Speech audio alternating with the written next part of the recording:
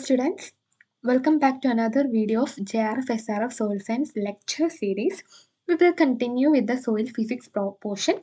So in the last videos, we have seen topics like soil physics introduction, then soil texture, soil structure. We have seen Stokes law, then assumption methods, textural classes, different textural properties, specific surface soil structure, its classification, then genesis, then factors affecting an evaluation of soil structure, indices of soil structure, management, etc. We have also dealt with these two graphs.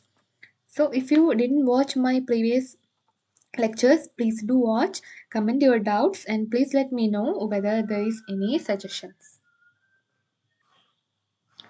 So today we can continue the soil physics classes. Here we will discuss about different density, that is particle density and bulk density.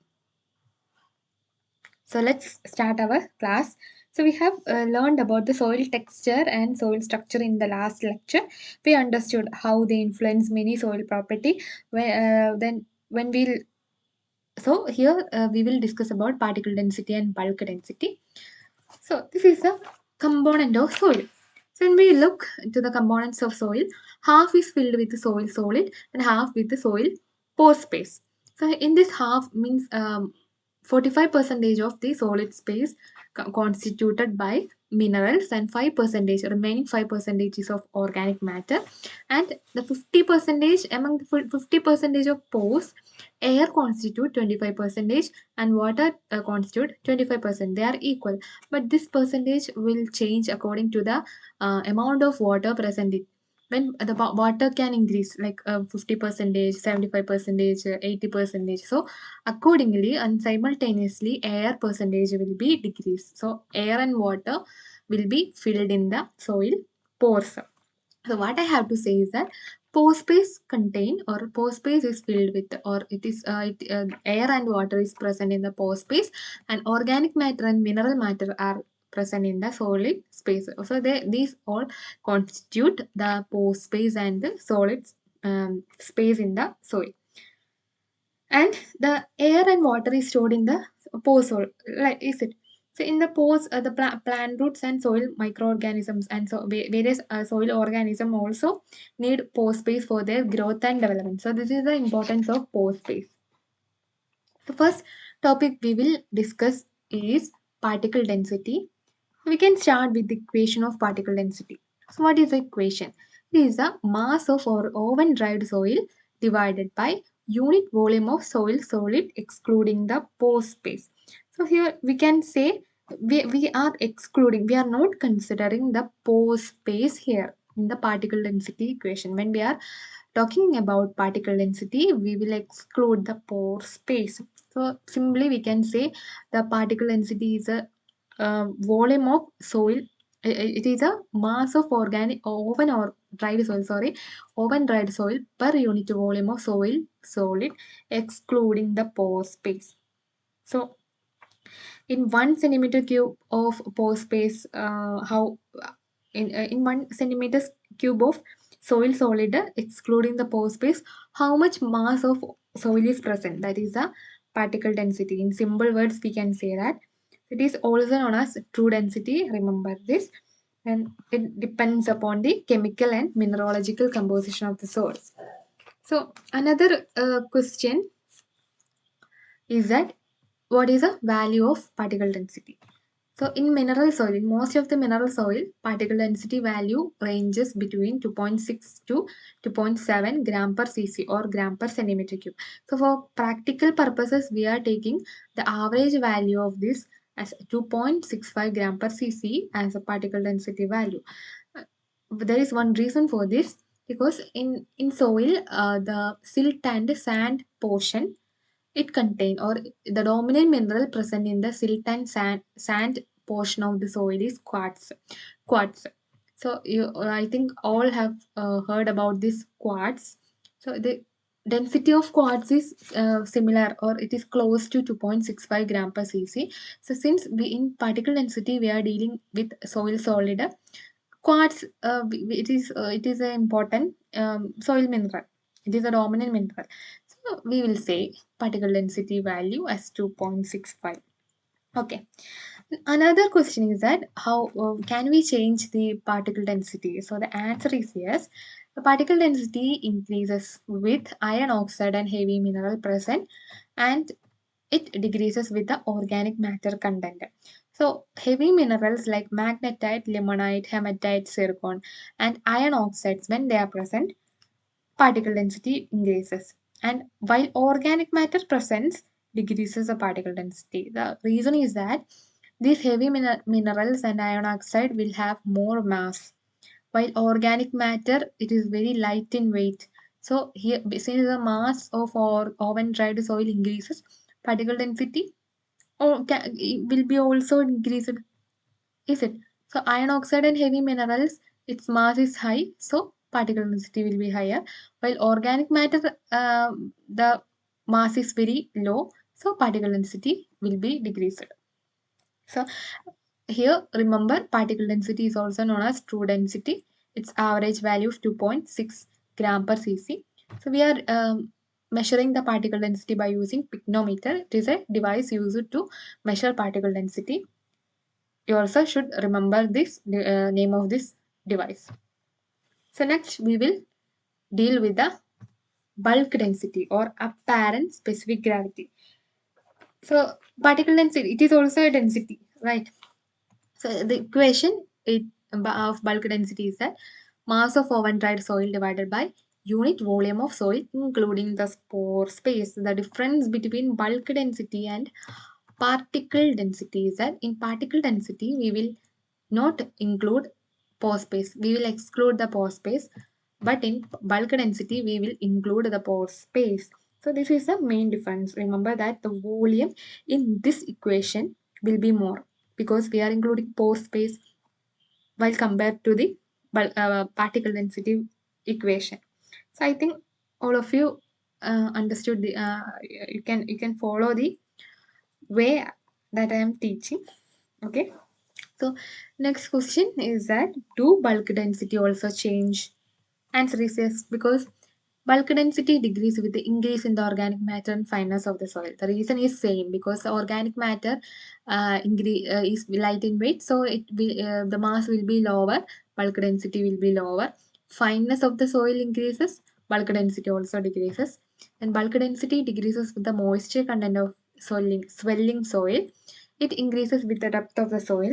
Reason is that in while we go to the deeper layer of the soil, there the upper region or upper surface of the soil will exert one pressure to the lower surfaces. So when pressure increases, density will be increased. So bulk density increases with the depth of the soil, and moreover, in deeper layer, organic matter is less compared to the surface layer. So uh, that is the reason why bulk density increases with the depth of the soil. And another point is that higher bulk density compactness. In the compacted soil, bulk density will be higher. So higher bulk density indicates the compactness of the soil. So next, this box shows the different value of bulk density in different soil. So in normal soil, it's 1 to 1.6 gram per cc. In sandy and clay soil and subsoil, it is 1.4 to 1.7 gram per cc, 1.1 to 1.4 gram per cc, and 2 for subsoil. So the subsoil or compacted soil, it will be larger compared to the normal soil, while organic soil, it is 0.5 gram per cc because it contain organic matter. So when organic matter is present, bulk density decrease. So its value is 0.5 gram per cc, and normal soil it is 1 to 1.6 gram per cc. Okay. Then next we can see the factors affecting the bulk density. So the bulk density increases with decrease. When these all factors decrease, the bulk density increase. When these all factors increase, the bulk density also increase.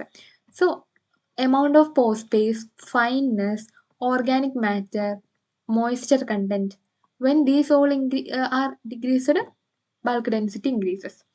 And compactness, when compacted, so in compacted soil or the soil with a platy texture, structure, and with the depth of the soil, when these all increase, bulk density also increase. Then what are the other factors that is affecting the bulk density? We have seen the crumb structure in the soil structure class, right? So these are best agricultural soil. It is very suitable for agriculture because of its suitable structure for performing the agricultural activity, for tillage, etc. So another reason for the best agricultural soil to define the crumb structure as a best agricultural soil is that low bulk density. For a soil to we have to say a soil good. So we have to look the bulk density also. So a good soil will always have low bulk density. Clay soil have low bulk density because of its fineness. Its particles are very fine. So clay soil have low bulk density. But um, we can't say that clay soil are best for performing every activity, right? But crumb structure, while we are telling about crumb structure, it has low bulk density. Okay, then platy structure, sandy soil and waterlogged soil have high bulk density. Remember this. The next we have to see another topic, or it is a relationship between the particle density and bulk density. And particle density will be always greater than bulk density. Why? In particle density, we will not consider the pore space. Here, we will consider pore space. So here, volume will be less. Here, volume will be large. Here, volume is less means bulk density will be higher, because the density means mass by volume. When volume decrease, density will be increased. So particle density will be always greater than bulk density. And if pores is half of the volume of soil, then bulk density will be half of particle density. That is 1.3 to 1.35 gram per cc. Okay, so next we have to study another term, that is specific volume. So what is specific volume? It is a reciprocal of bulk density. It is equal to 1 by bulk density. The specific volume equation is volume of soil divided by mass of open dry soil. Its unit is centimeter cube per gram. For bulk density, what is a unit? Gram per centimeter cube. So since it is a reciprocal of bulk density, its unit will be centimeter cube per gram or meter cube per megagram. It is an index of degree of compaction or looseness of the soil. Same like bulk density is also, bulk density also indicates the degree of compaction and looseness of the soil. So obviously the reciprocal of bulk density also indicate the degree of compaction or looseness of the soil. High value means low level of compaction.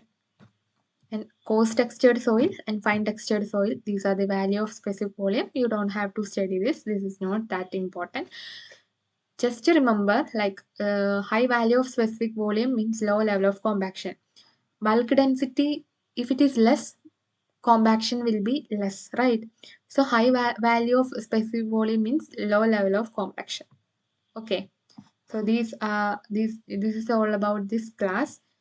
We will discuss the next topics in the next class. Thank you so much.